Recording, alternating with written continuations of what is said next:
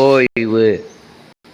இந்த active inhalation வெளியிருந்து பிராணசக்தி உள்வாங்கி உள்ளே பொதிந்து வைத்திருக்கிற பல அனுபவங்களையெல்லாம் உடைத்து எறிந்து நீங்கள் புதுமையாக பிறக்கிறீர்கள், புதுமையாக சிந்திக்கிறீர்கள், புதுமையாக மலர்கிறீர்கள்.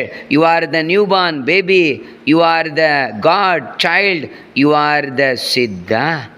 That is bhastrika pranayama. Active in and active out. What's about your third eye? Continuously watching your third eye. You will get the taste.